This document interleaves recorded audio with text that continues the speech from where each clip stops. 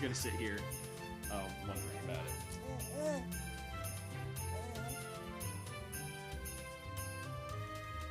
Hello, everybody. My name is Charles. I'm Zach Tussing. And you're listening to QGP. The show where we talk about Nintendo stuff and sometimes burritos. Sometimes we seem to talk a lot about burritos, or at least we make frequent references to that discussion. Yeah, burritos are amazing though. They're very good. If you're listening to this and eating a burrito right now, I just want to say that I congratulate you for the immersion. For putting the effort to... So the full QGP experience Yes. is eating a burrito while listening to this. Now, you can listen to it and not eat a burrito. And that's fine, I guess. But you won't get the full experience of enjoying a good podcast with some good Mexican food. Now, what burrito would go best with this podcast? How about we do the podcast, and then I'll get back to you on that. Okay. Yeah, we have a lot to talk about this week. So we probably shouldn't have started with a with a rabbit trail, but I guess we should start with Miitopia again. Yeah. It's a thing that we do now, is start our shows with Miitopia. Yeah. So... new trailer. New trailer for Miitopia. It looks...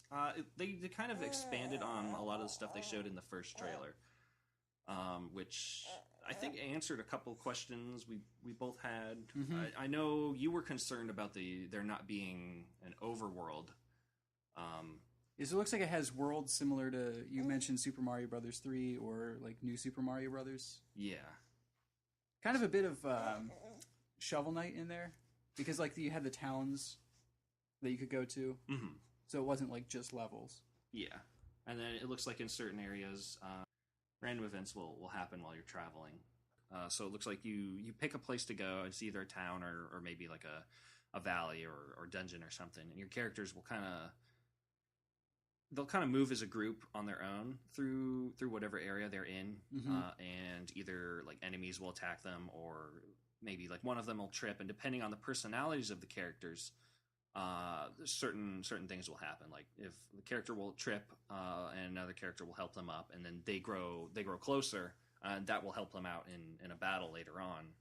Because like they'll remember it and they'll say, "Oh no, I'll take damage for that person because they helped me up when I tripped." So do they show, like, do you set the personalities or is it randomly generated? It kind of looks like you set the personalities. Can you transfer over the personalities from Miitomo?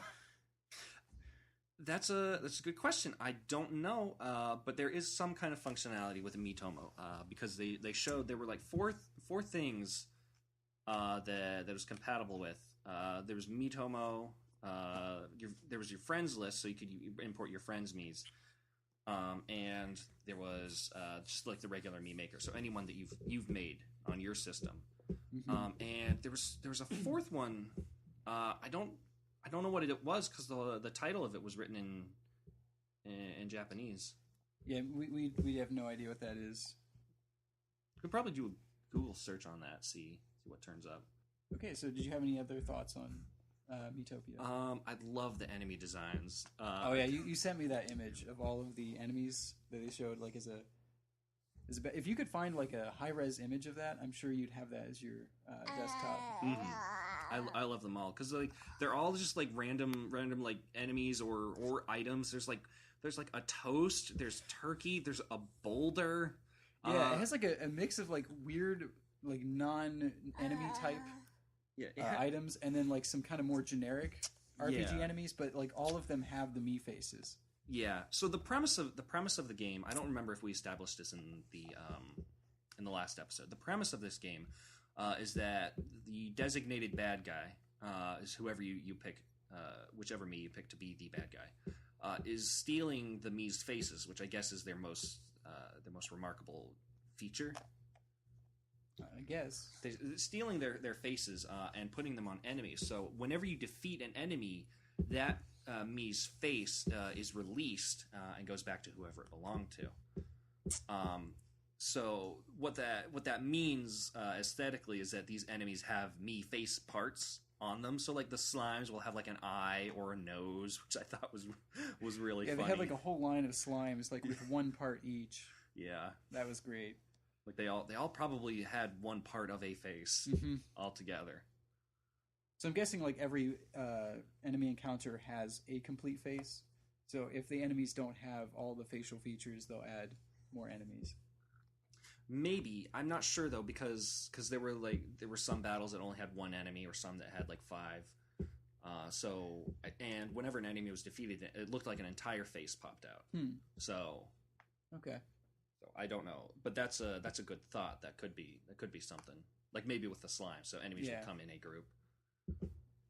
Just a thought I had. Yeah, that's cool. There was another mechanic, I think, where you have all your characters sitting at a table and you can feed them different foods. I'm not sure how you get these foods. You probably buy them or find them. And certain characters like certain foods. There's another mechanic where you like shake potion powders on your characters to like restore their health in battle. And I thought that looked like fun. And what else? I thought there was something else that we forgot to mention. There was like if a character is affected by like a status ailment, like it showed one of the enemies made one of the characters cry. And you can move that character to the back row so that they don't take as much damage, or they're kind of out of the way. And I love that like sadness is a status effect in this game. So it's not even like the usual like poison or or like maybe it's because Earthbound kind of had something like that where I think it was either tears or crying. Yeah, but it was all text based, so you didn't actually get to see. Oh right. Them cry, which It's great. It looks like they made like a bunch of unique me face parts because there's some that aren't in the library, I guess. Really? Not in the current library. Do you have it memorized? I've messed with the Me Maker enough that I kind of know what's in there. Oh wow! Okay. Like specifically the crying eyes. It's kind of like this wobbly like wet looking kind of eye. Okay. So that's. I'm just impressed that you like noticed they were different that I have ones. this encyclopedic knowledge of Me Maker parts. It's like play a trivia game where like all but one are like real Wii parts. Like, which one's the real one? Oh, this is the one that they. This is not the one that you can pick for the character. This one shows up when the character expresses an emotion. Like, and it does that. Tomodachi Life does that as well. Like certain facial features only appear for certain expressions, and you can't set them as your character's face. Okay. Like there's the kind of like the jaggedy line face that appears if they're like distressed or something. Stuff like that. Yeah, so this very much seems like a Charles game. Yes, I'm very excited about this. I would put this maybe just beneath Ever Oasis. Okay, for in terms of like what I'm looking forward to. Okay. So what if this never comes out in the U.S.? If this never comes out in the U.S., then I'm just gonna I'm gonna have to import it somehow. I'm gonna have to spend the big money to get a Japanese 3DS. Unless Nintendo disables region locking. Like, what if you bought that and then they released it on? That would be the most depressing thing. It would be the worst. Also, I should go ahead and apologize to the listeners for any baby noises you hear. We have Clover here with us again, as we always do. And she's going through a lot right now. She's learning to crawl, and she's got some teeth coming in, so that's pretty hard on her. So we apologize for the noise, and just thank you for your patience. And that wraps up this episode of QGP. Thanks for watching, listening, watching, because it's on YouTube. Should we get into the news now? Yeah. There's some big news. Nintendo Universal. Did you watch that? Yeah. That is so exciting. Because this was initially just Japan that was getting the Nintendo Park, and now it's Orlando and Hollywood as well. I'm super excited. I kind of wish they had said more about it, but this video was enough to get the excitement really going, because it shows like it kind of showed everyone that this is something we're working on. Yeah, like, it's coming. If those backgrounds, like the props in back of them, is any indication, oh yeah, like that stuff was really well detailed, as much as cartoon Mario stuff can be. Right. But like the spinning coin, that was so cool. Like this just got me so excited. Yeah, I'm like I don't know like how they're gonna like what they're gonna do. Is it just gonna be like you can go to worlds or areas that are like famous in the Mario series, or how they're gonna do it? If they're gonna be like themed rides, you're gonna go on Petey Piranha's log flume or something like that. I mean, I'd assume this is something like the way that I don't know, whatever that guy was, the president or something, Universal. He kind of was mentioning that Universal was looking for the next big thing, and I assume that means after like the Harry Potter Wizarding World. So kind of an immersive. Yeah, that's been a huge success for them. Yeah, and I'm not a fan myself. I haven't seen any of the movies or read the books, so I have no idea. But the fans seem to really enjoy it. I haven't been there. I enjoyed the books. The movies were pretty good. And that was 3D surround sound, Charles, right there. Yeah, I was walking around to get Clover a toy. I'm really interested to see what they're going to do with the Mario universe. I hope they do a little more than just Mario, though. Yeah. Oh yeah, because it's not just Mario, is it? I mean, they said Nintendo. They kept showing Mario stuff, but and obviously, like Mario is the mascot, right?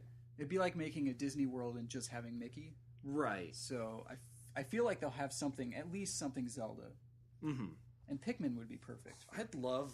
What if they had like an Animal Crossing village that like changed every day to kind of keep in theme with like the town generation? That'd be cool. What would you do in it? Dig up fossils? Yeah, well, maybe you could dig up fossils, and like depending on what you dig up, you could exchange it for prizes. And you could visit Tom Nook's shop. You could go into the main street. Or you could also like go into like they'd have like a gift shop, being the Mabel and Sable. Yeah, that'd be cool. That'd be like the best way to do a gift shop. Have all their clothing in there. Yeah, that would be a lot of fun. Oh, and what if? And this is kind of a stretch. I don't know how they would make this work, but what if they had something to where you could like on the spot design an outfit or something like you could do in the games, and then they could like print it out like right there. I hope it'd be a higher resolution. Yeah, no, it's still going to be the how I don't know, like 48 by 48 pixels, I think. Yeah, I think that would be really cool. I think we talked about it in one of our earlier episodes.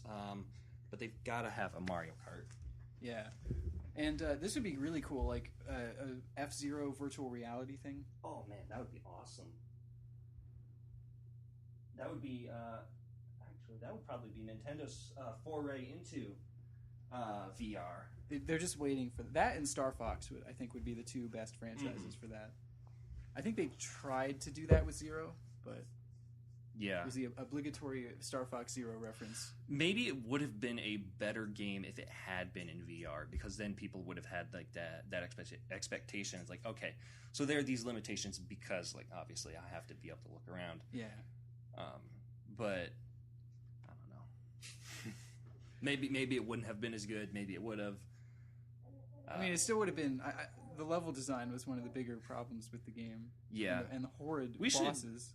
We'll touch on that probably on another episode. We'll spend an entire episode just talking smack about Star Fox Zero. Anything else on Universal? Because we kind of talked about what we wanted to see in a prior episode. Yeah. I don't know. I mean, I feel like you said, we've already talked about what we want to see. I can't think of anything to add to that. Other than the Animal Crossing Village, which I think would be fun. I don't know necessarily that they should like change it all the time, but just to have like that kind of. If they changed it for each season, yes, that would be easier for them to. That would be easier, and it'd be cooler. Yeah. Did you ever notice that the grass in Animal Crossing changes shapes? Yeah, it's so weird. Like every so often, it'll like you'll have squares, and then like a couple days later, sometimes you'll have triangles. I just think it's neat that like little things like that will happen. Yeah, I bet most people haven't even noticed that. Because I didn't even notice for quite some time. Yeah. But like I remember like some people would be like, "Oh man, I've got circle grass." Like, "Oh man, I wish I had circle grass." And then like the next day, they have their circle wish grass, is granted. but the other person has triangle grass. Like, oh man. So, do you think they'll do anything Splatoon related, and how? That I think Splatoon would probably have to be a water park theme. Yeah. Maybe with like not like if they had non-staining colored water or something, if they could figure that out. Yeah, because I don't know if you saw that map, and I can't remember which one it is because it's one of the newer ones I haven't played too much of, but it's set in a giant like hotel resort pool. And there's a giant like squid shaped pool, and there's all these like foam platforms, and you're kind of jumping across from each one. That would be cool. Kind of like maybe a Wipeout style thing, but you have like super soakers. That could be really fun. That'd be a lot of fun. I don't know how you'd gain turf, but yeah, this is something we need to spend more time thinking about. Yeah, we need to get in touch with the Universal director. Rob Letterman is directing Detective Pikachu. This is a real thing? I don't know. I thought this was... I was like, this is like an April Fool's joke. No, it's an April Fool's joke that's gone on way too long. Like, I don't know what to think about this, honestly. Is this real? I didn't check into this too much. I think it's real. I think it's a real thing. So they're going to make a movie based on a game that never came out in the U.S. I mean, if this is true, the game is confirmed for the U.S. It's got to be. Yeah. You're not going to like... Here's a movie of a game you've never played. Right. I don't know. I don't really know what to think about this. A Detective Pikachu movie, like what is this? Is this set in the Pokemon universe? Is this our universe? But there's a Pikachu who wears a Sherlock Holmes hat. So it makes me wonder if this was greenlit because of the Sonic the Hedgehog movie, because it's going to be a similar like live action with CG characters. I don't know. I just don't know. I don't know about the Sonic the Hedgehog movie. I don't know about that either. I really don't know about that, and I think about it. I don't think I like it. That's a good way of putting it. Yeah, I have similar thoughts on both of them. It's very upsetting. Because they did that with Smurfs, right? Mm-hmm. I saw those trailers and I went, that is not something I want to watch. No. Maybe ever. The thing is, if they kept Sonic kind of like cartoony, and like if they did, I guess something like what they did with the Rocky Bullwinkle movie, it might be okay. Oh, that's right. But if they do what they did with the Smurfs, where they have like that, like those hyper realistic, detailed like eyes, and the like you can see the skin cells, and like the follicles, and it's just if they do that with Sonic and Pikachu, I'm gonna be out. I'm not. You're just gonna boycott the movie because of the creepy factor. Yeah, I'm not gonna be into it. This is just the weirdest thing. I really thought it was a joke. I kept looking down. I was scrolling down the article to see when it was like, but it's not April so December Fools. December tricks, Christmas tricks, Christmas pranks. Joke in the box. Have any other thoughts on that? You said it was based on a game. I didn't know that. Detective Pikachu. Yeah, the game. I didn't know it's a 3DS game. No, I didn't know that was a game. How did you not? I thought we talked about this. Well, no, I'm kind of circling back to this. I didn't realize that it was a game. I just knew that they were making a movie called Detective Pikachu. Oh, so I have no. So when we talked about Detective Pikachu, you were referring to this movie? I was just talking about the movie. I didn't know there was a movie.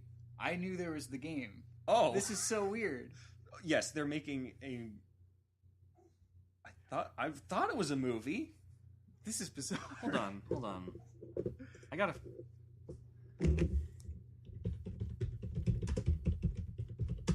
Those are authentic keyboard typing noises. Yes, you don't get that off of any old production sound. Rob Letterman to direct Pokemon film Detective Pikachu. Yeah, but there's a game. Look it up. It's on 3DS. It's a 3DS download game. Great Detective Pikachu. And who's this like Adventures in Odyssey guy with I was him? just thinking that he looks like a character from Adventures in Odyssey. The game follows a peculiar talking Pikachu who, despite not being as powerful and nimble as other Pikachu of his kind, is rather intelligent and claims to be a great detective. Yeah, Tim Goodman. That was the Tim Goodman from what was the town in Odyssey? From Odyssey. Was it? Yeah, I think it was Odyssey. He Wit's son. Oh wow. Gameplay. Great is an adventure game in which players control. Yeah, it's like a point and click, and it was a 3DS download. Okay, like so you play. exclusive. You don't even get to play as Pikachu. You play Well, no. you play as Tim Goodman. He's your sidekick. Detective Pikachu is the sidekick. Why? No, the game is about Detective Pikachu. You can't make me play as Tim Goodman. I want to play. You give me a game called Detective Pikachu, and I expect to play as Detective Pikachu. You can't take that from me. You can't say, hey, here's this cool Pokemon talks and he solves crimes, but you can't play as him. No. You gotta play as Adventures in Odyssey. I don't like it. Tim Goodman coming to Smash 5. Confirmed for Smash. Mr. Whitaker is Assist Trophy. Yes. Or would it be Eugene? No, you're right. It would be Eugene. I'm now like racking my brain for all the characters, Yeah. and I can't think of any of. All right, let's get off of this. Oh boy! Wow. McDonald's Mario toys. I saw that was a thing. I didn't really look into it too Did you much. Did you see them? Yeah, they look kind of Creepy. They look very bootleg. They're really weird. Like, there's no like normal Mario toy. There's more like Luigi stuff. Yeah. There's like Bowser with like a plastic flame projectile That looks like his tongue. Yeah. And then they have like Luigi popping out of a pipe. And then they have like there's just one that's just blocks. Like, what kid wants to just play with blocks? Yeah, the famous from It's like, that's why I play Mario. It's just to have blocks. Remember Mario games? Remember the bricks from Mario games? Those are cool, right? Remember those? famous for being in Mario games. Everyone knows the bricks from Mario. Yeah, so they have like a see-through Mario that glows or something. Hold on, I gotta look these up again. And then there's like a Mario taking a dump on a block toilet. Did you see that one? Yeah, that was What so is that? weird. These are happening in Japan, right? Maybe that explains some of But it. they're coming to Europe too, because they had previously announced that like Europe was getting Mario toys, but we didn't see them. So I'm it's assuming only- these are the same ones. So it's only like a matter of time before we get them. I'm sure it is. But these are like the creepiest, as you said, bootleg Mario toys. Like the most official bootlegs. Yeah, there's like a what is that? There's like a Mario. He's got legs, but then there's like an egg, like half of an egg underneath. He's him. like straddling a snowball or something. Is Luigi like flying out of a pipe? There's Petey Piranha. That looks pretty cool. I would want that. There's like Luigi. And there's holding like a Goomba that goes downstairs. That's action packed right there. man, that's my favorite part of Mario is when a Goomba goes downstairs. There's a red shell that may with wheels that may or may not be heat seeking. There's the one-up mushroom. There's Yoshi with what looks like an extending tongue, which is terrifying. He's got like a hole in his mouth. There's like a hole inside of his mouth where this red pole kind of like is nestled inside. And I see the blocks. That's not quite what I was picturing it. So I guess that's a little more interesting than I just thought. Is it? It's more interesting than just like the a couple of the brick blocks. It looks like maybe it lights up. So I guess that's yeah. Like there are like buttons on it. I don't think those are buttons. I think those. Like, are they supposed to stack? That's what I was trying to figure out if these toys actually like. Yeah, do these connect? Luigi's got like something under him too. Yeah. I'm just noticing that. I just read what is Mario doing on his chocolate throne. I hadn't read that when I saw the article. That's great. I mean, they do look like he's like sitting on like a box made of bars of chocolate. Doing what's you doing there, Mario? Considering I don't think I've ever seen like Mario sit down except like on the ground. He's bored. Mario Sunshine, he's sitting on the plane. Yeah. But yeah, he's not typically like sitting. He's usually on a block. No, like when he's in a level, that's kind of he's on his feet. He's either like hitting one with his head or hand. I don't know how he hits it. So is that like is that like a throne? I don't know. Has he like become king? Is this the future? He's become king of Blockland, I guess. Because he's like waving. Yeah. Halo? Is his hand on backwards? I thought so too, but I don't think it is. No, I was just thinking that. I think that's just the angle. And a one-up mushroom. Yeah, a one-up mushroom. The one-up mushroom looks like the one that you would want. Yeah.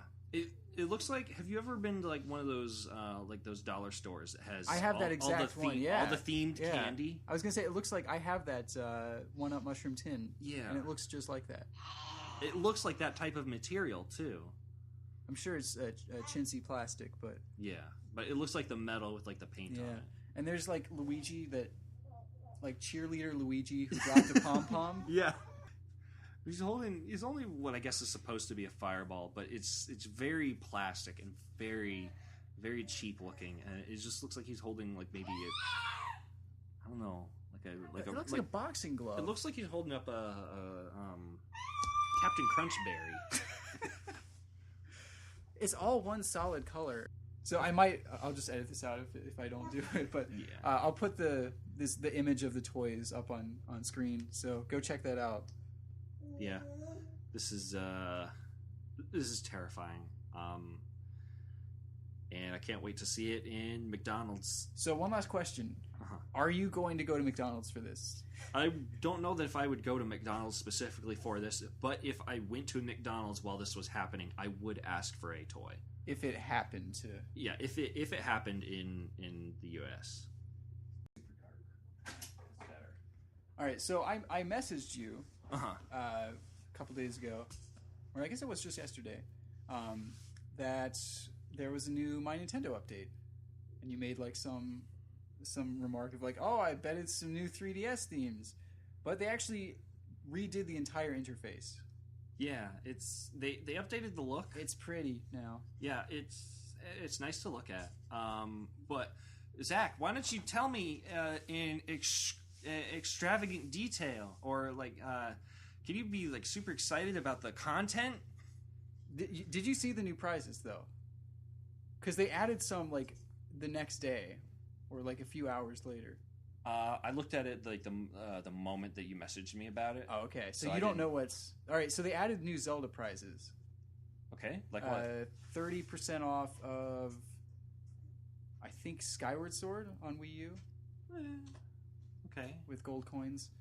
They added I think it was 30% discount on A Link to the Past Virtual Console on both 3DS, or I guess new 3DS and Wii U. Okay. There's also a really cool looking 3DS theme for the first time ever. Oh. A like Zelda 30th anniversary theme.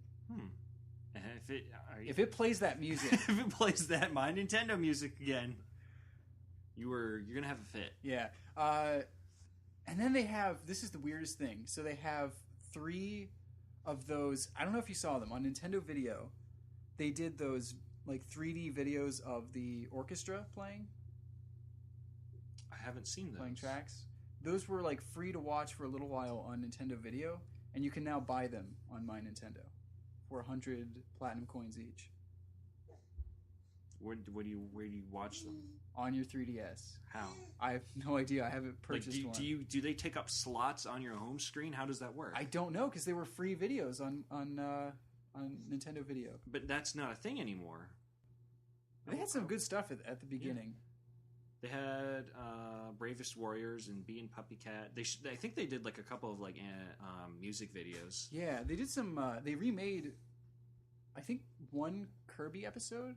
And they split it into 2 parts. The Kirby Right Back at You. I saw the 3D. I saw the first part. It looked really good. That I would buy. I need a monster to get that there Kirby. The one line in every Kirby episode. wasn't King DDD like severely in debt from trying to do that all the time? Well, if he's king, I guess he just has. But I think that was like a thing. He would spend like an exorbitant amount of money to hire like a cheap, like some cruddy mercenary. Because it was always that like smooth talking guy with the hair. Yeah. That like he would contact via some radio thing. Yeah. Who like, and it's weird. Like, what is that? Like DDD Skype, I guess. How does that character fit into the universe? Yeah, because we never see him in the games. Or like he's only shows up in the show, I think. Yeah. Like on the call. Like who is he? He's clearly not like a part of the universe. I hadn't really thought about it. Like I kind of forgotten about that character.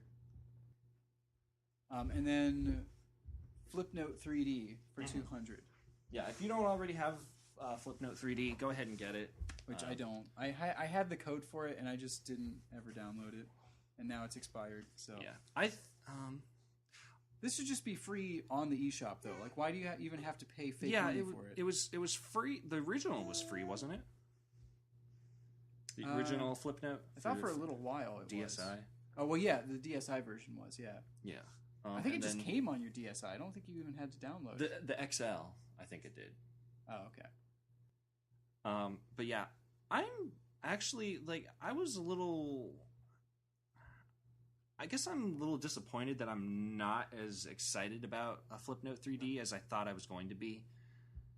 Because one of the main like things I was looking forward to when I first got my 3DS was the promise of Flipnote being on the 3DS. Because I had played the original Flipnote on a friend's DSi, and I had so much fun with that. I made a couple of stupid animations with it. I think they're still on my Facebook up somewhere. So. You made like the grass cutting one. I remember.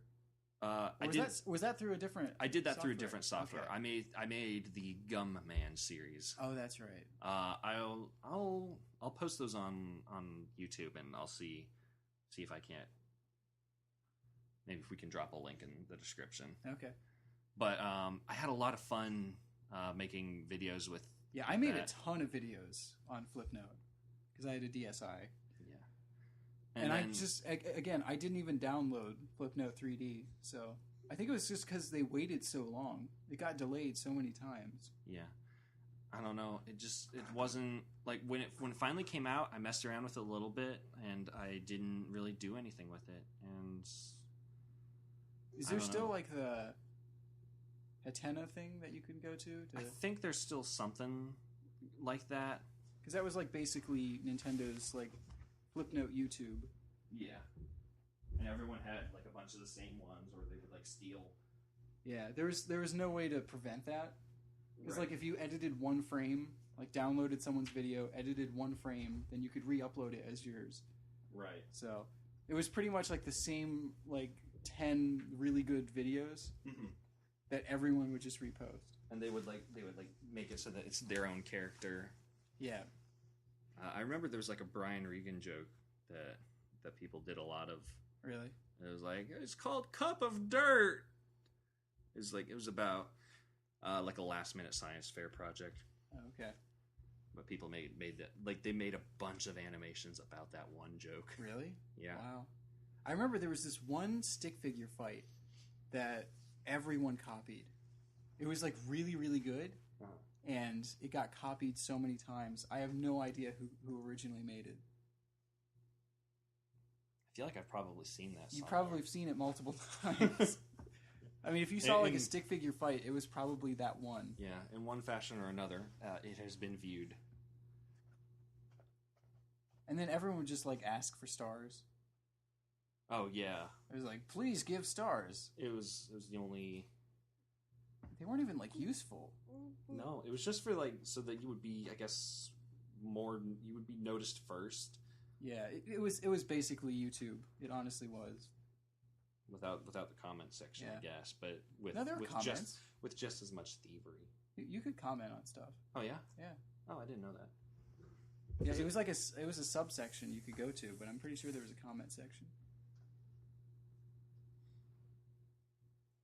I have nothing to say to get out of it. Does My Nintendo have anything else? No, that's it. That's it. So the new theme, which actually looks good, it's like a bunch of Zelda characters on the top screen in triangles. I must have missed that because the screen that I saw, it was just like the red and white front page. Okay. They added them like a few hours after the update for whatever reason. So this is stuff that... So some like Zelda videos, discounts, theme, and Flipnote 3D. Okay, yeah. So if you don't already have Flipnote, go ahead and get it. It's a really good software. I haven't personally invested the time in it. And I guess also Zelda Picross? I think it is officially Picross. Picross? I looked it up, yeah. Picross, okay. Well, at least that's what all the Nintendo reps said in interviews and stuff. So. Okay. Because like we'd been like going back and forth on how it was supposed to be said. Mm-hmm. And I was like, I need to figure out this mystery. I think didn't I give that to you as like homework? I think so. You might have. I gave you something to do. I gave you something to do. Like you don't already have a boatload of other things outside of this podcast. So I guess we should talk about real quick. Today is the release of Super Mario Maker for Nintendo 3DS. Yeah, I've been watching a bunch of reviews for it. I'd like to get it, but the general consensus is that it's kind of a not as good a port of the game. Yeah, the baffling thing is that you cannot transfer levels to a Wii U. That is the most messed up thing. Yeah. Like you could do that with WarioWare DIY. Because we played some of Patrick and I's WarioWare games. Mm-hmm. Good old Smash Grandpa. Yeah. Yeah. So, like that's the biggest missed opportunity. Mm-hmm. And also, I think from what I've seen is that you can't share more than one level at a time. Yeah, because you can only like set one to Street Pass at a time. Yeah. I mean, don't get me wrong, the allure of being able to create Mario levels on the go is very strong, but the Wii U version has so many good features like amiibo support and online play, and it's like the bookmark site, because you can't access that on the 3DS one, I think. And it's just it feels like a lot of missed opportunities, and I feel like if fans are vocal enough about it, Nintendo will probably update it so that it's more in line with the Wii U version. Yeah, because they're continuing to support the 3DS into next year, so hopefully they will. Yeah.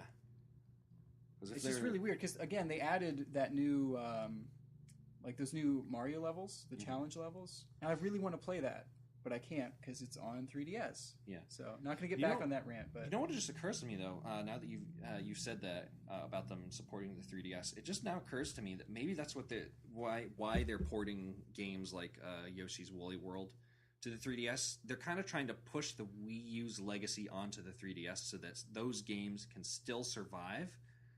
I think the ones that can run on 3DS. Yeah. Because, like, obviously Mario Kart 8... No. Smash already has its own port, and Splatoon obviously wouldn't work. Mm-hmm. Right, but I'm just saying that could be part of the reasoning for porting games like that to the 3DS. It's still strange we haven't seen a Wii U price drop. I mean, they've abandoned this thing. Yeah.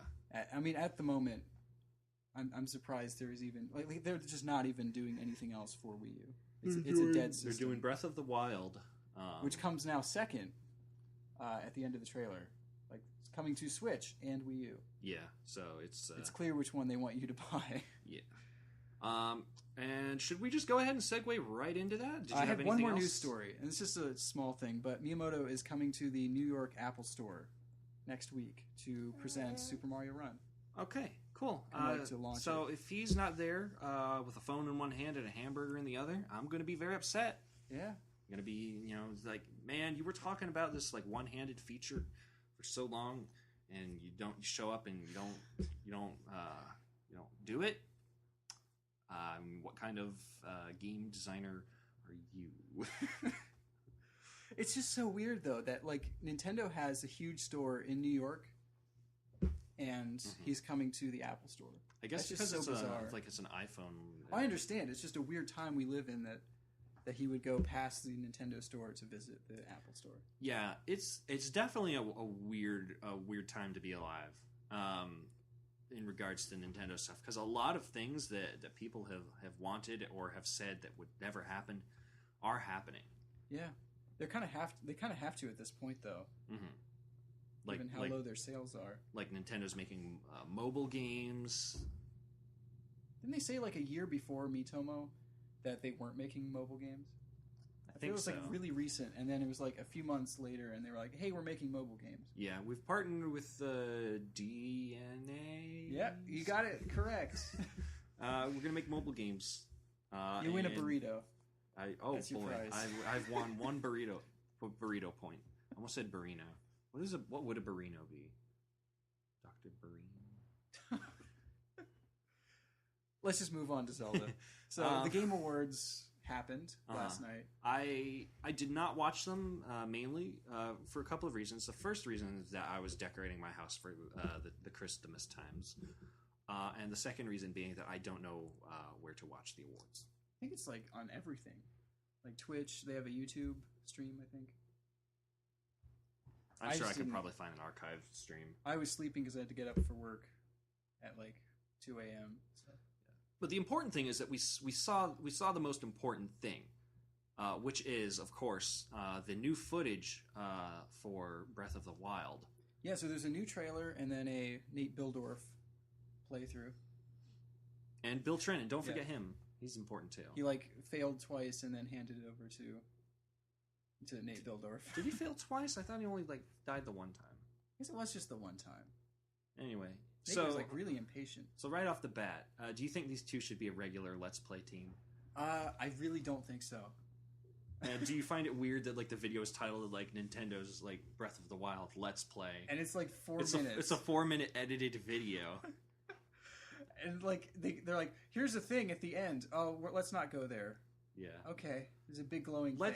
Okay. Let's start at the beginning. Yeah. The new trailer. Yeah. So NPCs. Mm-hmm. This was what they needed to show, because I think a lot of people were asking me, is like, Breath of the Wild looks really cool, but like, where are the characters? Where are the NPCs? Yeah.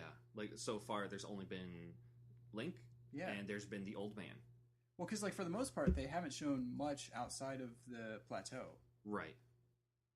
I want to say immediately upon seeing the kind of towns and the people walking around, my perceived idea of this world immediately feels so much nicer. So much. It feels less empty, more purposeful. And it seems like the NPCs themselves are like.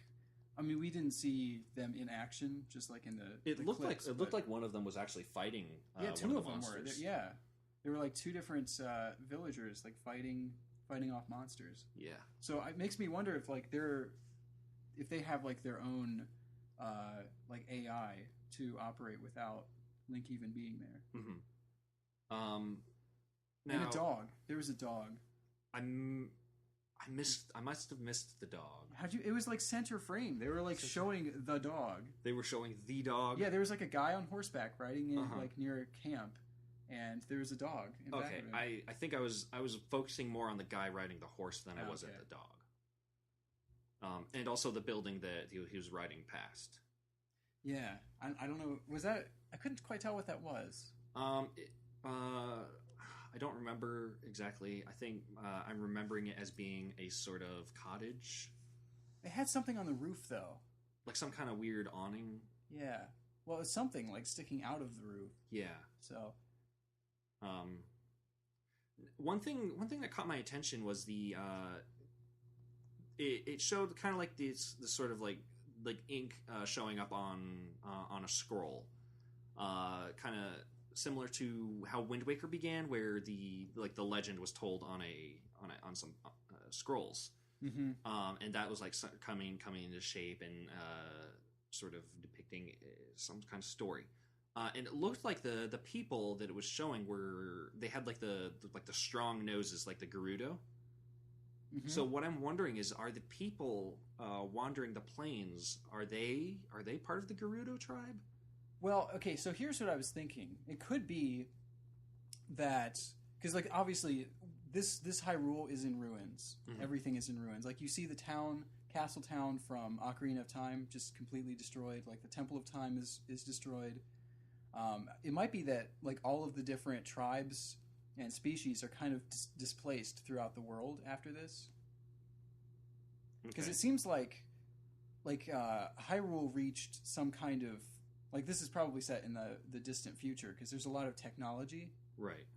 And so it kind of seems like they hit a point where maybe something turned against them, possibly. Because there's like a flying airship that looks like the Guardians. Yeah, which I didn't think of. I didn't really think anything of that ship at the time, but now that you're talking about it, that does seem kind of out of place. Mm-hmm. And I mean, it does fit in with like the very like the weird technology. Yeah, and like all of the species and tribes are kind of in really low tech camps. Mm-hmm. Like they're kind of like refugees at this point, just kind of hiding out, hoping not to be like they're going back to farming with like archaic tools and everything, and living in huts. Yeah. So it looks like they achieved some higher level of technology and then have been forced out of that to start over. Humanity has fallen and it's basically rebuilding itself. But there's still like these remnants of that technology. So this is Horizon Zero Dawn. That's like the exact same game. That's a game where like you're hunting the robot dinosaurs, right? Yeah, like this high society created all of these technological things that turned against them, and now they're kind of going back to cave people, like hunting them with spears. Mm-hmm. So I don't know. We could be seeing like Nintendo's version of that. Yeah, it honestly looks really cool, and like I said, seeing people kind of walking around and inhabiting this space really makes it feel more fleshed out and inviting. Yeah. Also, so they never showed her face, but they showed a side view of a female character that looked like Link, dressed very similarly to Link. Probably Zelda. That's what I was guessing. Because they've said no female Link. Yeah. That my first was like, wait, is this Linkle? Yeah. In this universe? But and then they showed like Link kind of bowing to her at the end, and like getting down on one knee. I missed that. I watched it twice and I missed it both times because I was trying to figure out who the person was. I missed what Link was doing in the background. I saw that he was there, but I didn't see what. I think that's what he was doing. And you're calling me into my memory into question there. Yeah, probably Zelda. Probably. So maybe like Sheikah Zelda. Maybe it looked like she had her hair down, though. So, and I don't think the Sheikah did that. Maybe, but she did have a braid in the second scene, and that's a Sheikah thing. So, yeah, I have no idea. Yeah, it's clear that that's a spoiler, and that they don't want to show us too much. Right. And then, did you see the like ruined castle town that they showed again? Yes. The one that looks like it's taken exactly from Twilight Princess. Yeah, like there's the fountain and everything. And like the flags even. And everything's just like broken and gone. Which is interesting because in Twilight Princess HD, in the Castle Town, one of the shop, the Malomart in Castle Town, which is right there by the fountain, has a Breath of the Wild poster in there. Really? Yeah, in the remake. That's neat. So that's kind of cool. Bringing it full circle then. Yeah. Wow. I had no other thoughts besides that. That's kind of funny. On the ruins. Yeah, I like this. Oh, there's another big thing. Rito, the bird people. Yeah. At least I'm assuming that they're the Rito. Yeah, we don't know, to be fair. No, but they are a thing. There was because they don't look. I mean, they're like humans though, more with like bird features. So weren't they kind of like the ones in Wind Waker were kind of descendants, I think, of them. But that doesn't make sense because this is set in the far future. Yeah. So, but of which timeline? It would have to be the Twilight Princess one, in which case Wind Waker never happened. Right. Because Wind Waker happens assuming that Link does defeat Ganon, right? Yeah, and that I think it's that he stays in the future timeline in the 7 years. Like, he doesn't go back to being a kid. I think that's how Wind Waker happens. And then from that, Majora's Or wait, is it Mask. the other way around? Maybe that's the one where he goes back to being a kid, but then in the 7-year future, that's when Ganon takes over, or something takes over, even though he just defeated him. Yeah, Zelda timeline is just messed up. We're gonna have to take a look at that and see what we can figure out. But yeah, I thought it was interesting. It honestly looks like that might be that race of characters. Mm-hmm. But they're not, like, they're birds. They're not humans, so I don't know. I guess we'll just have to wait till next year. Yeah, they'll probably show up more at the Switch events on January 13th. So going to the gameplay. Can I just say that the combat in this game looks so fun? It does. I just can't even... Like, it's just so fun, like, watching people play it. It looks so smooth. Like, I don't... It seems like it's... Like, switching between items is really fluid, and, like, jumping and dodging is just, like, very, very snappy and responsive. Like, he had a claymore that he used, I think, right at the end, using bow and arrow. He grabbed one of the enemy's spears and used that, and then it broke, and then he grabbed another. And it's a new type of enemy, because it was like a chameleon, which is really cool. Yeah, and then it kind of starts out, he listens to one of the bird guys. I think their name is Cass. Cass, yeah. He's just kind of standing there playing an accordion. Which that's playing the Breath of the Wild theme on accordion. Is that what he was playing? Yeah, that's the theme music from Breath of the Wild. On accordion. I just never thought that would happen, like being played by a bird. That's great. I have to go back and listen to that. But he gives Link he sings him a song. Like, here's a song that's kind of like from this area, and it's basically like a hint of like where to find something. They don't actually let us know what it is that they're finding. I think it was some kind of shrine, but they didn't actually go into the shrine and reveal what was in there.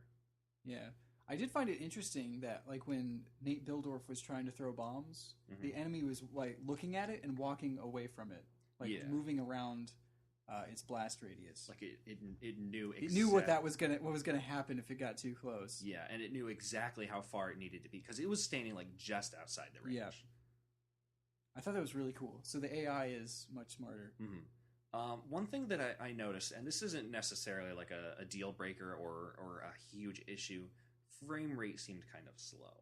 They were playing it on Wii U.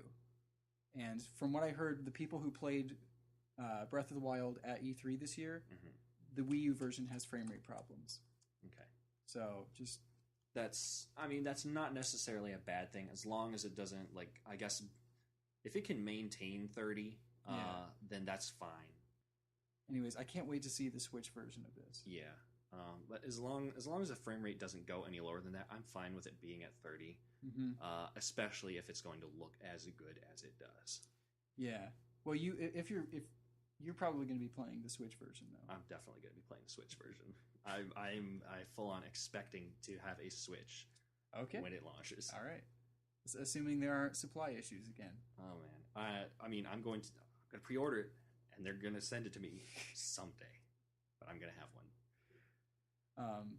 But if this Switch version runs at 60, I would love to see how this game looks at 60 frames per second. Like, just even like the gentle grass blowing in the wind. Yeah. I'm super excited about this. Yeah, this made me even more excited for Breath of the Wild. I liked another thing that was kind of funny, and I think it's like a neat addition to, I guess, the series, but it's fun to see it in the game, is the way that Link kind of ragdolls a little bit when he gets knocked down. Yeah. But he doesn't, it's not like in a Bethesda game where it's like, it goes on for too long. Like, it goes on about as long as you would expect a person who has just been knocked back to lose control. And then he very quickly gets back up. Yeah. So I don't know if it's automatic or if you have to press a button.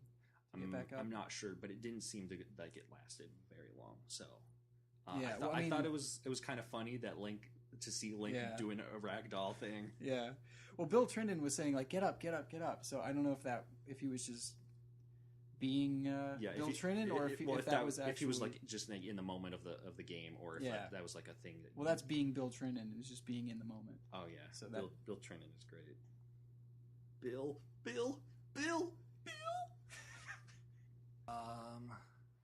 I like that they also showed different ways of tackling a situation. Like they had Bill tried just like running in and defeating everyone, and he very quickly got shot down by electric arrows. Now he was the one at E3, right? That like tried to do that whole setup with explosive barrels. It was like the first like 5 minutes of showing off Breath of the Wild, and he was like, "Hey, watch this." And everyone's talking, and he's trying to set up this whole thing with explosive barrels, and he blows himself up. I'm pretty sure that was Bill. I guess Bill may be good at localization, but maybe not so much at games. He hasn't been classically trained. No, not like Nate. Not like our boy Nate. Good old Nate Bildorf. It's like the best last name. That's really, it's very good. Top 10 last names. Bildorf. Number 1, Bildorf. Don't even bother listening to the other ones. Also, did you notice the Master Sword was in this trailer? Link was wielding it. No, I didn't. That scene where that bird flies up in the air, when Link is like knocked back, you can see he has. I had to pause it because the first time I saw the sheath that looked like the Master Sword sheath, and indeed it was the Master Sword. He is holding the Master Sword. Well, it's in his. It's in the sheath. Okay, so he's not holding it in his hand, but he has it with him. Okay. Now, this is something that I'm curious about, because it looks like items break down pretty easily. I guess the Master Sword wouldn't break then. Yes, I'm wondering, like, will you get like items and weapons that don't break? Like, what if the Master Sword broke on like the first hit? Yeah, like the Bigoran sword. Well, no, I don't. I honestly don't think that it would. I don't think so. It would be funny if it did to mess with fans. The Bigoran sword is just like the biggest. It's like the worst.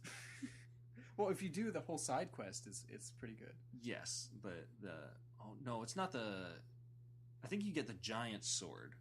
The giant's knife is what it's called. Yeah, the giant's knife, and then you get the big It's the same model, so he just renames it. Yeah, I guess. But like, is there going to be a mechanic where the Master Sword can break? And if so, like, is that it? I doubt it, because it was kind of like, you know how in Skyward Sword you had all the shields that had health bars on them. Mm-hmm. But when you got the Hylian shield, it still had a health bar, but it never broke. Right. So I'm gonna guess it'd be something like that. Okay. And also, like, the Master Sword, its whole thing is that it's evil's bane. I don't think it's going to be able to break. Yeah. I mean, I guess that'd be something that was like too evil for it, and that kind of defeats the whole purpose of a sword that can. The most evil thing is a broken sword. Broken sword of evil's bane. So I guess that means that, like, then if evil's bane is broken, then evil just takes over. Yeah. Well, I mean, that's the only weapon that'll hurt Ganon. So I'm guessing he's going to need to restore it, because when we saw it at E3, it was all rusty. Mm-hmm. And even in the logo, like, it's got chips, and it looks very badly damaged. So my guess is that, like, your quest in this game is actually to restore the Master Sword. Yeah. Now, here's the thing, though. It's been established officially that you can just, like, from the start of the game, pick up a stick and run and fight the final boss. Yeah, they didn't say you could win against the final boss, but good point. They didn't specify. No, that you could beat him with a stick. But assuming that you can, how does that fit into the story? It's got to not let you win until you have the Master Sword, because that would make no sense. Yeah. I mean, like, in every other Zelda game, nothing works on Ganon. Other than the Master Sword. Except the fishing rod. Well, he's easily distracted. It's like, oh man, that's a sick lure you got there. Any final thoughts? No, I think think I got it all out of my system. It's the villages just look so fun to explore. There's like people gardening, and it's just like I don't know. Everything looks like it. All the villages, they look like they belong there. Like it's just kind of organically worked into the scenery. Yeah, it reminds me of Monster Hunter, and I know you haven't played those games, but I'm familiar right? with some of the scenery. Yeah. It looks the villages. That was the first thing that it reminded me of when I saw the villages. Mm-hmm. Was Monster Hunter, because you kind of have those people just doing their everyday chores. Yeah. So. I'm very excited for this game. Definitely. Also shown off at the Game Awards was the new Shovel Knight. What is it called?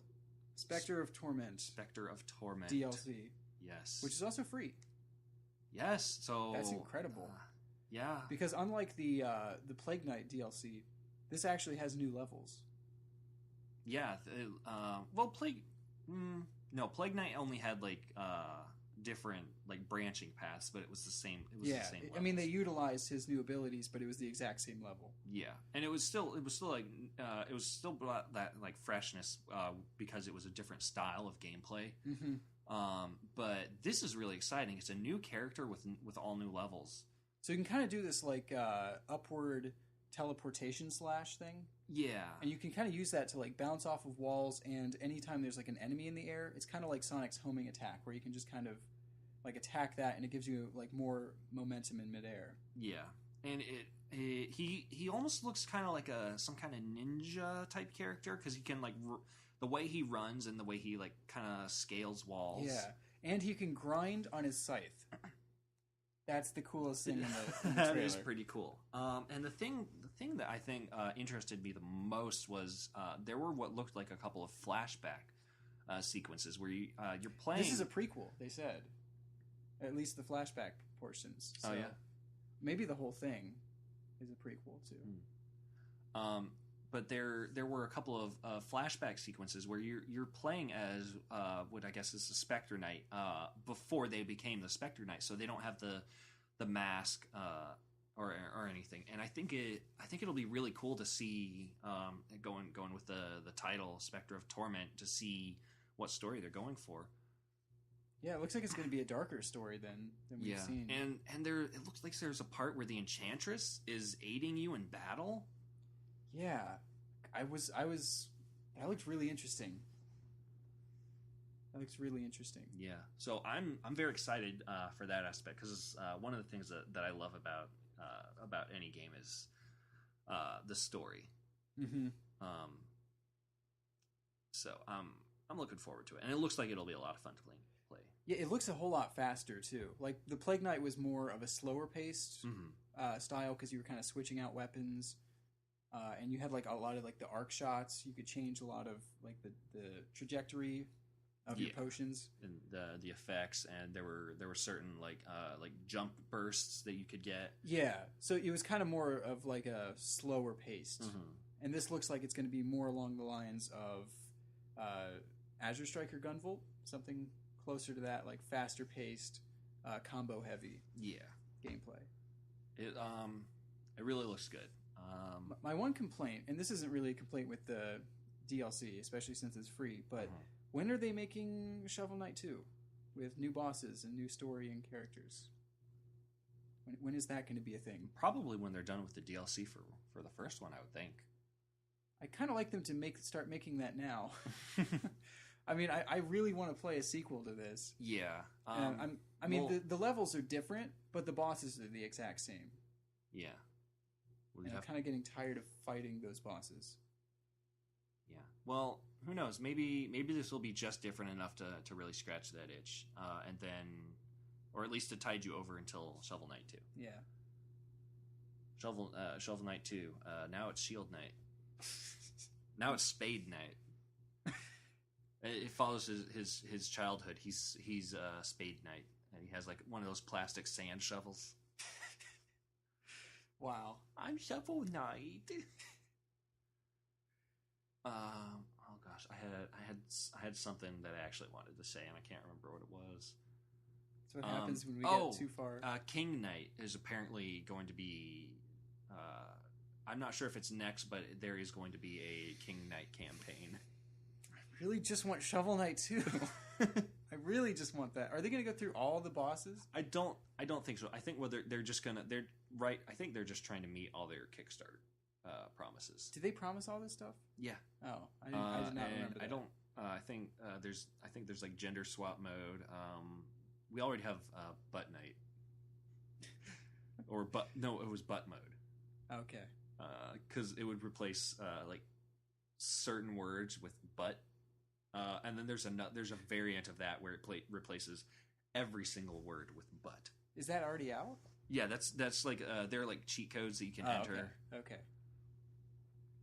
So they still have more stretch goals to meet. Mm-hmm. How big is this team? Do we know? Can they have like other developers working on too? I don't know how big the team is. I'm happy that I'm definitely getting my money's worth out of this game. Oh yeah, like this is incredible. But where's my Shovel Knight 2?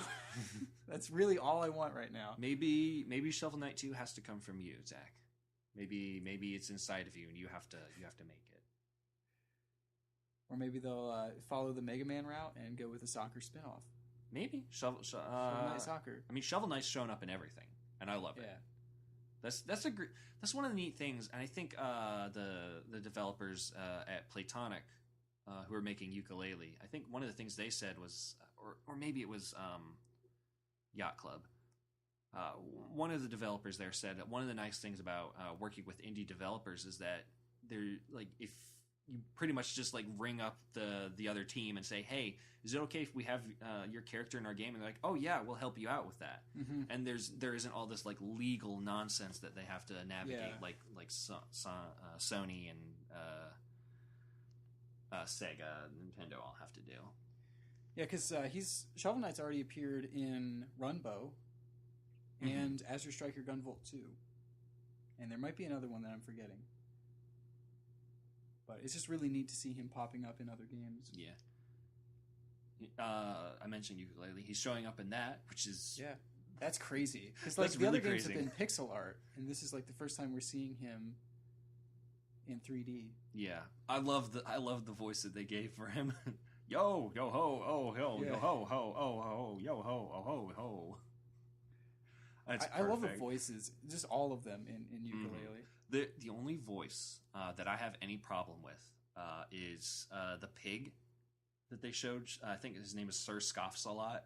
Oh yeah, and he's just sitting there going, making these terrible mouth sounds, and then you have to listen to that in the background while you're also hearing his horrible like speech grunts and gurgles going on. And it's like, I have never ever had a problem with the voices in the Banjo-Kazooie games until now. So that crossed a line for you. That crossed a line very hard. I do not like it.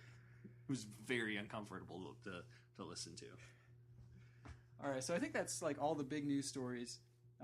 Did you follow any of the Game Awards that were given out?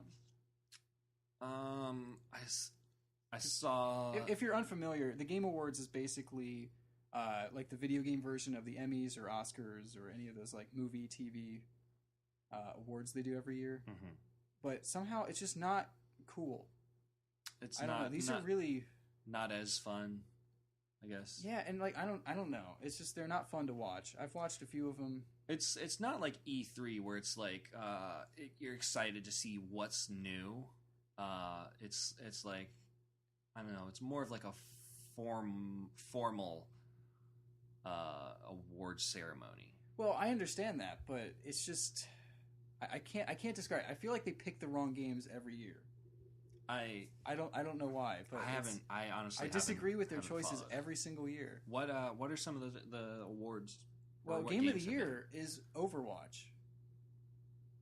I mean, I'm sure it's a good game and everything, but I don't think it's Game of the Year material. I don't think so.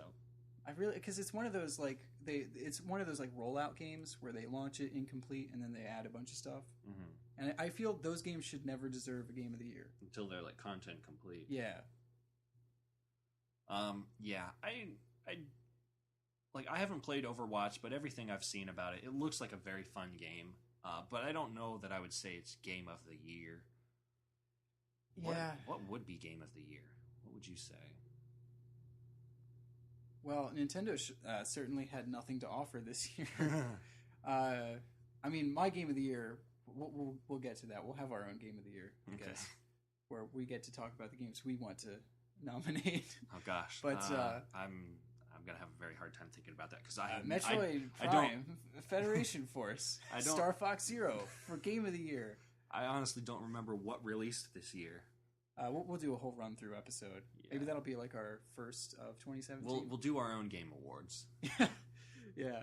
And who's that coming down? Oh, it's Miyamoto himself. It's like play sound clips from past interviews. But then Breath of the Wild won most anticipated game. Mm-hmm. Even though it's not out. Well, that's what I mean, like most anticipated game for the next year. Okay. So, but then this is where I started to have a problem.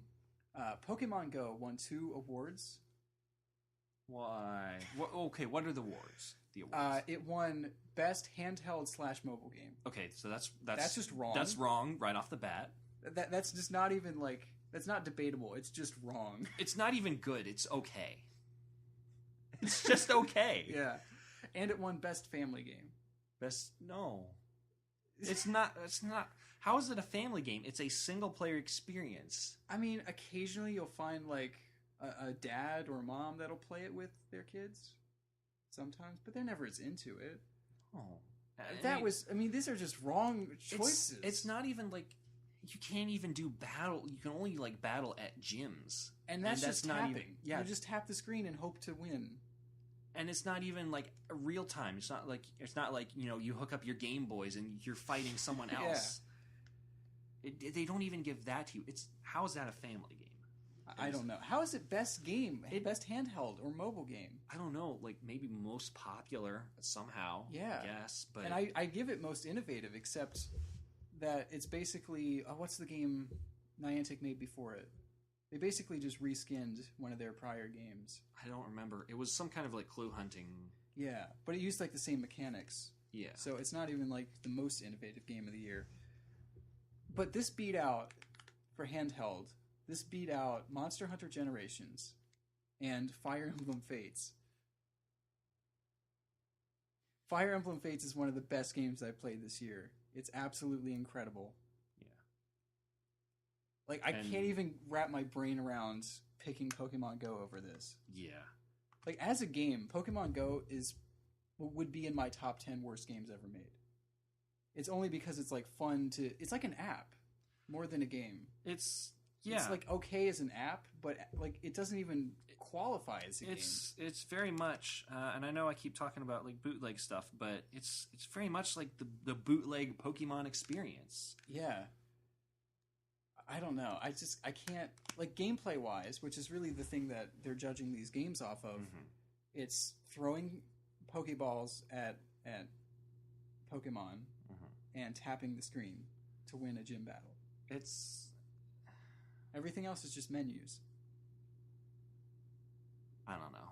Like, see, this is why I feel like the Game Awards, it's just not fun to watch, because I'm like, every choice, I'm like, yeah, no, that shouldn't have won.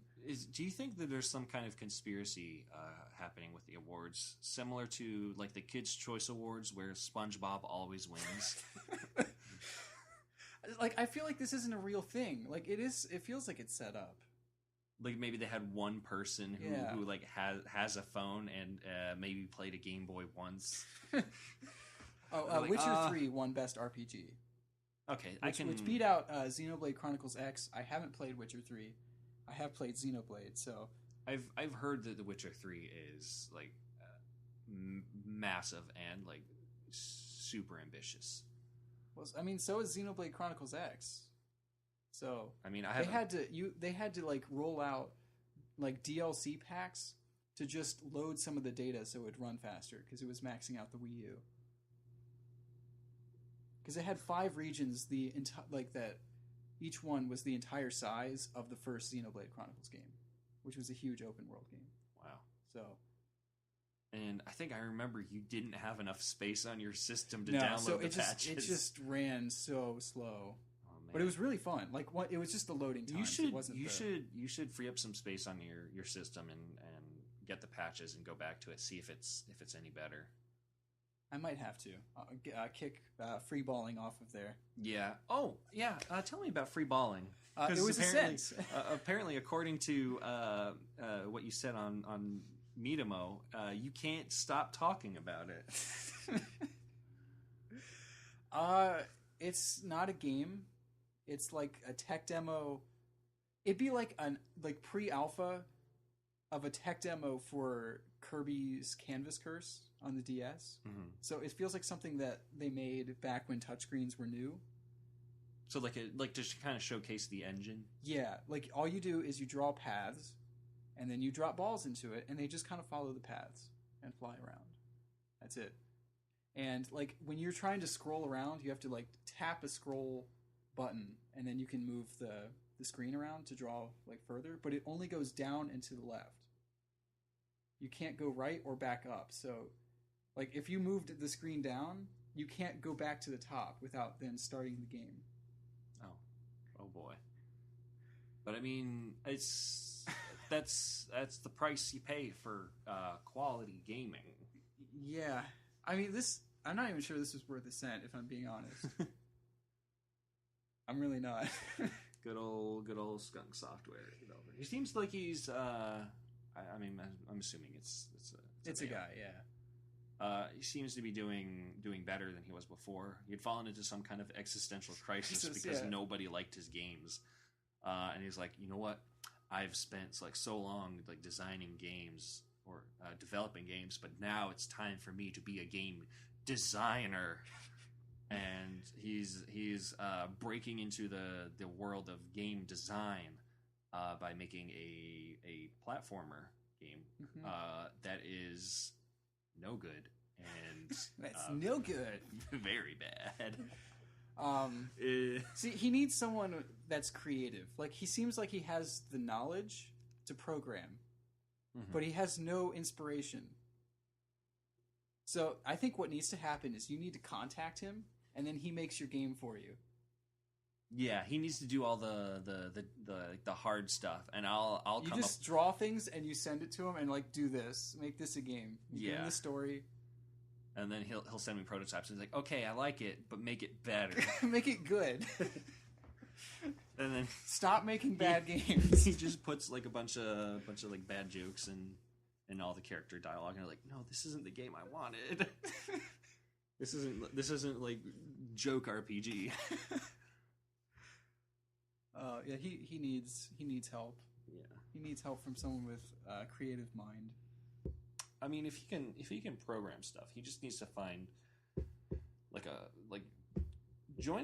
start in a small team, like get someone else who can you can bounce ideas off of and who can give you fresh ideas. So he just he's in his mom's basement, just yells up to his mom like, "What do you think of this?" Oh, well, maybe if you ported the X to the Y, you could optimize the calling. See, I knew you were working on a voice, so that's why I paused. It was like I could tell you were trying to think of a mom. I couldn't think of anything to say. That's the problem. I had a voice. I didn't have anything to say. I think we've run out of things to talk about. I think so. And I think we've gone long. Yeah. About an hour and a half of recording, and some of that is it's going to be taken out. Who knows what the final length will be? Well, you will, because you're listening to it, and you can just look down. Yeah, there it is. See, you're almost there. No, not quite. Almost. Not yet. Just wait until the bloopers. There'll be bloopers afterward. Yeah. Oh, man, there will be bloopers. So any final thoughts on anything we discussed? I'm very angry about the Detective Pikachu movie. You're still on that. I'm still angry. Because when I first saw it... Wait, about the movie or the game? Being able to... I guess about the game. Okay. The movie, I'm kind of indifferent to. When are we going to see a trailer for Sonic? Like, this thing's been in development for a while. I don't know. Probably sometime next year, I would think. I don't know if I'm, scared or excited to see it. And by excited, I mean just, I need to see this, rather than, excitement of, I need to go give them my money. Alright, so I'm Zach Tussing. I'm Charles Fillmore. And this has been a weird episode of QGP. Thanks for listening.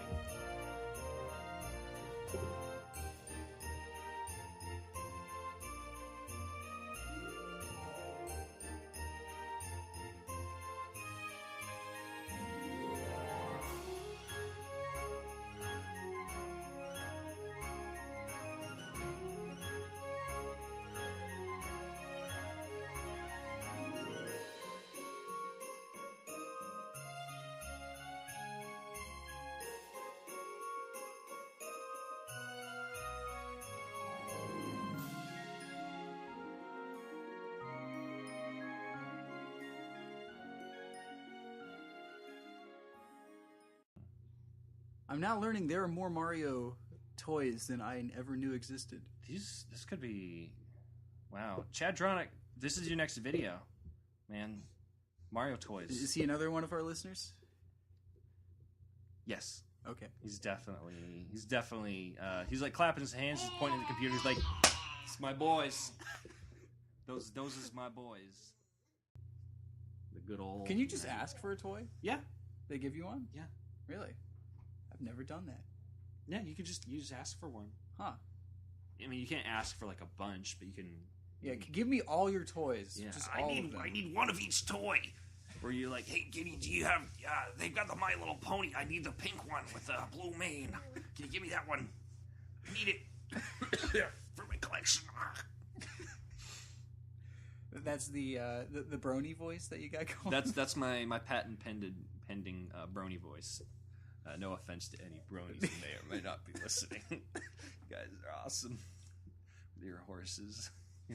Anyway. Wait, let's get off of this. Anyway. If you leave that part out. I don't know. I kind of like that as a blooper. Yeah. Would you... This is just like random off the top of my head. But would you go to see a movie based entirely off of the Zelda CDI games? Wow. Not okay. I wanna like with that animation. I want to emphasize some things. Not because like you care about the story, well, or clearly. or anything, but just to experience it. Would it be in 3D or IMAX? I think it would have to be in 3D. It would have to be in IMAX too. Like yes. You got to see that giant screen with surround sound. Yeah. You got to have gotta bomb some dodongos like coming from all around. Just all around the theater. Yeah. It's got to be IMAX. You have to see all the pixels with real 3D, whatever that means. Yes. But they have like the pixels layered, so it's like the blocky 3D image. And there's just like random body parts that stick out further in 3D, like an ear or something. Yeah, like they put it on like on shoddy kind of, 3D. They just kind of put it on just the wrong layer. Yeah, or something. And it's just as much of a theater going experience as it is a gameplay experience, which is to say, very hard to control. Now, how long would this thing be? It would have to be a 3-hour movie. 3 hours. With one intermission. All right. Where would the intermission be? The intermission would probably be 25 minutes in. Like, just in case you forgot popcorn or candy or whatever. Go get that now. If you haven't already left, maybe if you're committed to this, please go resupply. You got another 2 hours and 45 minutes to get... What? No, you said 25 minutes, so... Yeah. Okay. So you still 35 minutes. 2 hours and 35 minutes. Yeah, you still have a ways to go. Yeah. And that's not including the credits, which are going to be long, because there's going to be a laundry list of people. And after credits scene? Oh, yeah. There's going to be... to hint at there's going to be Zelda's Adventure movie. There's going to be an hour-long after credits scene. So it's a 4-hour movie. Well, no, it's a 3-hour movie with a long credits scene. Oh, okay. And then an hour-long after credits scene. Okay. Followed immediately by the same movie, but with a direct commentary. All right, we need to get out of here. This has gone too far. No, see, the thing is, if you don't leave during the intermission, they lock the doors. And they have like people come around with those like things that keep your eyes open. Yes. They just force you like those headlocks. And... You chose to do this, friend. Yeah, this was self-inflicted punishment. This was your idea, not mine. Oh boy. We didn't even get out of there when I said to get out of there.